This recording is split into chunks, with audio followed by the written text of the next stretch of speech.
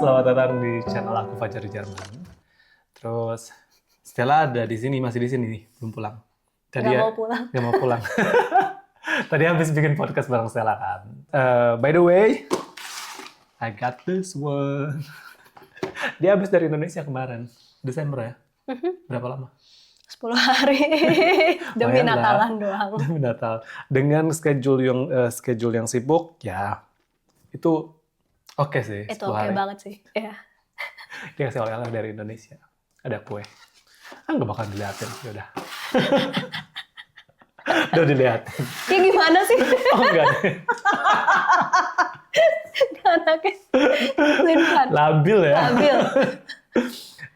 Ini kayak lu kerja di rumah sakit sebagai bidan. Bukan bidan, dokter. Kok bidan? Bang lu kayak ngerokok dulu deh. Nggak bisa fokus. Neng, lu nggak bisa fokus, bentar. Lu kerja sebagai dokter kan ya? Lu kerja di rumah sakit sebagai dokter. Lu kayak ngurusin operasi juga. Terus juga ngurusin yang mantau kelahiran dan lain-lain. Ini tuh bisa diceritain tuh kayak gimana? Oke. Jadi kalau lo jadi Frauenarzt atau ginekolog, Obgyn di Jerman itu lo tidak hanya zuständig untuk melahirkan.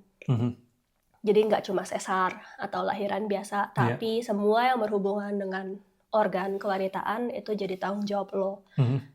Termasuk bedah. Gitu. Jadi kalau kerja di rumah sakit di Jerman sebagai ginekolog, lo ada di bangsal melahirkan, lo ada di operating theater juga, lo ada di poliklinik, dan lo megang stasiun ward, tempat orang recovery habis OP. Dan operasinya itu nggak cuma yang sebatas kista atau miom, gitu. Tapi semua yang baik jinak maupun ganas itu jadi tanggung jawab lo. Breast cancer, ovarian cancer, cervix, semua. Iya.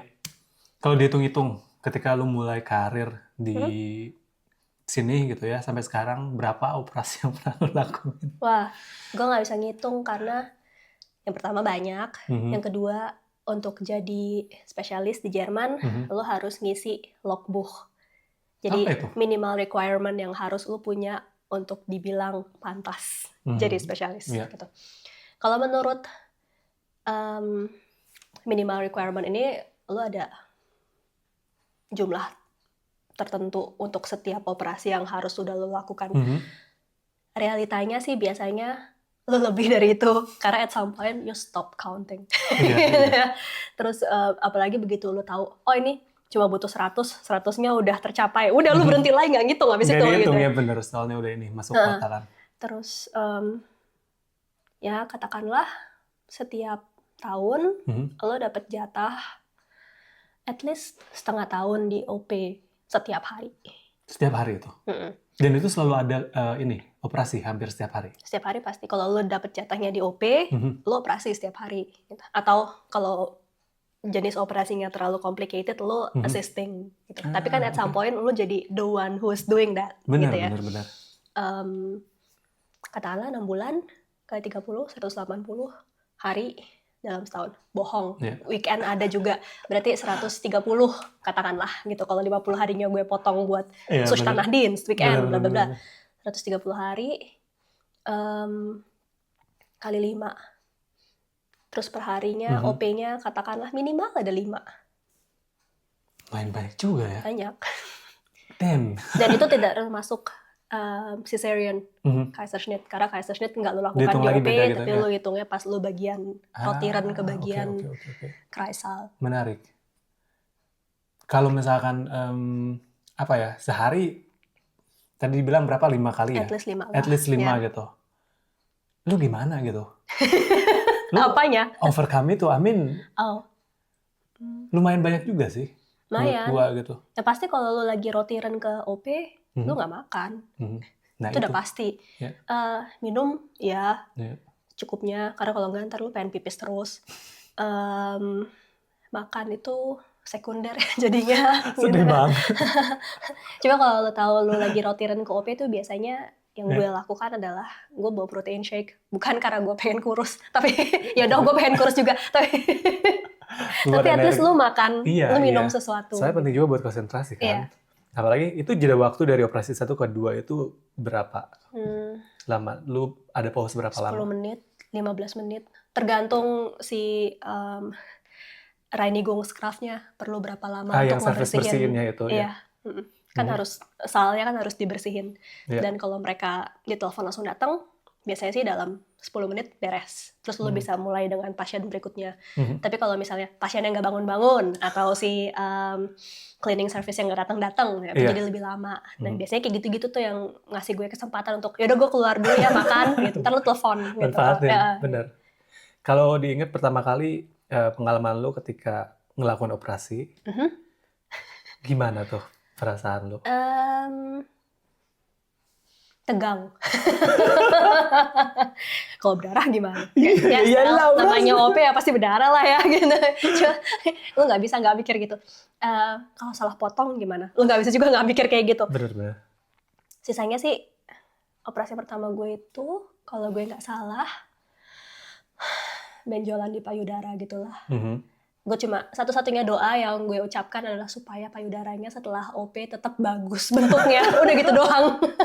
Soalnya kasihan kan. Iya, itu yang buat orang-orang itu penting gitu ya. Sedangkan buat betul. gue kayak, ya kalau jadinya agak jelek sedikit, ya namanya juga dioperasi, itu kan salah satu risiko gitu ya. Ya cuma ya gitu deh. Tapi bersyukur berhasil kan? Iya, benign itu ya. Kalau gue pikir-pikir lagi sekarang kayak, ya elah Stel. Ya itu. Beda lah, dulu kan kayak gimana gitu. Semuanya. Iya. Ini satu pertanyaan terakhir. Pengalaman operasi yang paling berat, yang paling menantang gitu ya, yang nggak bisa dilupain, yang pernah lo alamin itu apa? Operasi apa? Ada 2 sih sebenarnya. Yang pertama itu ovarian cancer. 6 jam at least. Karena lumayan ekstensif. Bukan yang stadium awal, enggak. Ini udah lumayan stadium berlanjut. Dan banyak organ yang harus diangkat. Jadi lama, OP-nya 6 jam. Dan lo 6 jam nggak keluar dari situ. Gitu ya. Nggak pipis, nggak minum, nggak makan.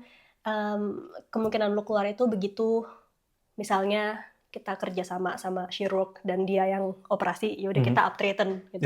Itu kemungkinan lo untuk pipis di situ gitu. Manfaatin ya benar. Ya, itu yang pertama. Yang kedua, bukan karena lamanya, tapi karena komplikasinya. Jadi satu pasien ini habis ngelahirin anak ketiga normal. Terus di kehamilannya itu dia sayangnya kena infeksi usus buntu. Nah, jadi waktu dia bulan ke-4 kalau nggak salah, per laparoskopi usus buntunya diangkat. Habis itu dia nggak pernah fully recover dari situ, jadi masih ada ensundung, infeksi, inflamasi di bagian operasinya. Terus akhirnya dia ngelahirin, datang ke kita seminggu sebelum due date, terus dia bilang kayak something's wrong, gue nggak tahu apa gitu. Terus tampil darah segala macam, nggak ada satu hasilnya pun yang normal gitu kan. Terus karena itu udah anak ketiga juga, udah deket due date juga, jadi kita induksi supaya anaknya lahir. Sayangnya pasien ini akhirnya nggak ngelahirin normal tapi sesar. Gitu. Terus pas di sesar, perutnya itu penuh dengan aiter. Damn. Terus habis itu akhirnya kita panggil surgeon, karena itu daerah mereka, bekas operasi usus buntunya itu. Terus mereka ikut lihat, bla bla bla. Akhirnya bagian yang terinfeksinya semua diangkat, terus kita bisa tutup lagi. Recovery habis ngelahirin normal, terus dia pulang. 2 minggu kemudian dia balik lagi, fever dan Entzündungsparameter hoch über die Decke. Terus kita lihat ada absces formationen gitu di daerah perut yang segitu besar sampai kita memutuskan buat buka lagi jahitannya. Nah itu gue kebetulan lagi dinas tuh 24 jam. Iya. untung aja di Kreisel nggak ada yang ngelahirin. Mhm, Jadi mhm. terus Kreiselnya tutup, nggak boleh ada yang datang sama sekali. Mhm. Karena gue, kolegin gue yang hari itu jaga bareng gue, plus Oberarzt gue yang Hintergrund, Mhm. tiga-tiganya ada di OP. Iya, Gitu. iya. Sampai waktu yang tidak bisa ditentukan gitu Mhm. kan. Terus pas kita buka lagi, si jahitan sesarnya itu semuanya penuh dengan aiter sampai ke Gebärmutter. Oh God, itu dari ini ya, infeksi yang Dari usus buntunya usus itu buntu. sebelah kanan, terus dia ausgewandert Mhm. über den Eileiter. Jadi dari tuba uterinanya Iya. nyampe lagi ke dalam uterusnya. Iya. Terus akhirnya kita telepon chef. Terus kayak ini nggak bisa diselamatkan Gebärmutternya, kita harus angkat. Oh, Datanglah chef gue iya. jam 1:30 pagi. Mhm. Terus kita di OP deh sampai jam 4. Damn. Dan dia lebih muda 2 tahun dari gue. Ya Tuhan. Oke, anaknya udah 3, fine. Itu Tapi anaknya tetap ada aja. tiga, tetap aja Iya. gitu ya. Lu konsultasi dulu nggak sama keluarganya gitu buat ngangkat rahimnya Kita itu? udah ada pikiran ke arah situ sebelum kita even ngoperasi dia. Mhm. Gitu. Jadi pas kita minta konsen, Iya. gitu ya, itu termasuk di Di poin itu, yang kita iya. sebut. Kalau misalnya ternyata Mhm. infeksinya begini, apakah lu setuju kalau kita angkat Iya. Gebärmutter lo? Ya, nein. Iya, dan bilang dia iya gitu. Ya. Ya, berat sih. Buat konsentrasi juga, kalau misalkan operasi lu butuh 100% konsentrasi juga kan. Iya. Iya, dan itu nggak gampang, apalagi Nggak dengan bisa. situasi yang kayak gitu. Banyak tekanan. Iya. Kayak sebelum OP harus pipis. Iya, Kalau nggak makan konsen. dulu kalau bisa. Thank you banget buat sharing ya di videonya ini. Dan buat teman-teman, thank you juga udah nonton videonya. Mudah-mudahan informatif juga informasinya buat kalian yang pengen tahu kerjaan dokter gitu ya. Frauenarzt di Jerman tuh kayak gimana? Nah, kayak gini. Udah diceritain sama Stella. Alright. Sampai ketemu di video selanjutnya, teman-teman. Jangan lupa buat subscribe channelnya. Terus juga kalau misalkan ada pertanyaan, boleh di komen videonya. Dan juga di-share videonya. Dadah!